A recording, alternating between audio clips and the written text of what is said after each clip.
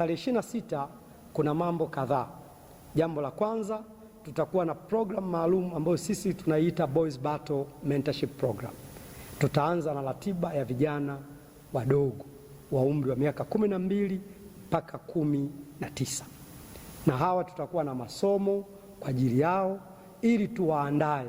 Na ukiachana na hii darasa la leo tu, tumekuwa tukifanya hivyo. Tumekuwa tukiendesha kempu mbalimbali za vijana wa umri huu. Na kwa hakika kabisa tunazo shuhuda nyingi kwenye vyuo, na kesho mtakao kuja mtapata fursa ya kushuhudia baadhi ya shuhuda za wale ambao tumekutana nao wakiwa sekondari ama high school, na sasa ni watu wakubwa kabisa, wamemaliza vyuo vikuu na wako kwenye maeneo mbalimbali ya utumishi wa umma na katika public sector. Kwa hivyo hii ni shuhuda.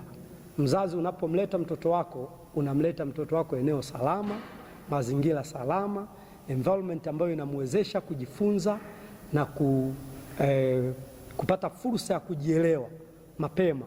Na kwa nini tunafanya hivyo? Kwa sababu msingi wa wanaume umejengwa katika malezi. Ukipotea kwenye malezi, unapotea completely kwenye aina ya mwanaume unayemtaka kesho. Tuna jamii yenye broken men, wanaume waliovunjika vipande vipande, kwa sababu ya namna ambavyo tumekuzwa na kulelewa. Mara nyingi huwa napenda kuuliza, ni wapi tunajifunza ama ni wapi tunapata darasa la wanaume? Ni wapi ambapo wewe unathibitishwa kwamba kile ulichokielewa kuhusu wanaume ni sahihi ama sio sahihi?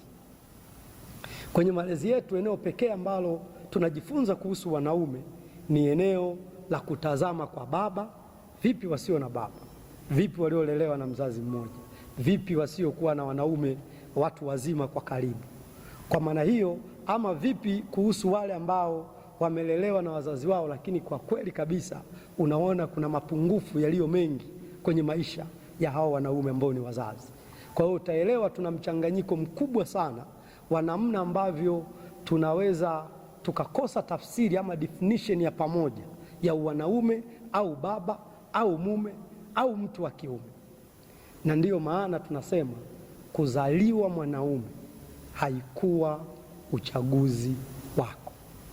Kila mtu anajikuta ni wa kiume, ila kufanyika kuwa mwanaume bora ni mchakato, it's a process.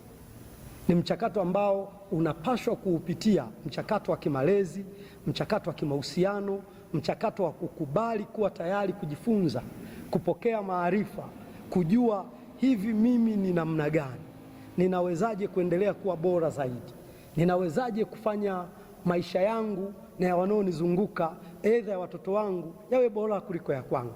Kwa hiyo hapa ndipo tunapo taasisi yetu ya Men at Work inapokuja sasa kutengeneza jukwaa ama platform ili sasa kuwasaidia wanaume kuweka standard ya wanaume, ili kuambizana ya kwamba hapa mwenzetu nakengeuka, hapa hii ndio njia sahihi, ili kwa pamoja tuwe na tafsiri sahihi kuanzia kwa watoto wetu hata sisi tulio watu wazima, kwamba hii ndiyo tafsiri ya mwanaume. Unaweza kusikia mwanaume gandarandizi, mwanaume nini, mwanaume kitonga, au mwanaume mashine, au sijui mwanaume nini. Sasa jamii iko confused na hasa vijana wetu washike nini, kwamba ukiwa na mashine ndio unakuwa mwanaume kabisa ama inakuwaje? So nafikiri umefika wakati ama tuko kwenye nyakati ambazo tunahitaji tafsiri sahihi na ya kuhusu wanaume, kuhusu wajibu wa mwanaume, kuhusu aina mazingira ya mwanaume, kuhusu changamoto na mambo ambayo mwanaume anamface kwenye maisha yake, yapate majibu sahihi.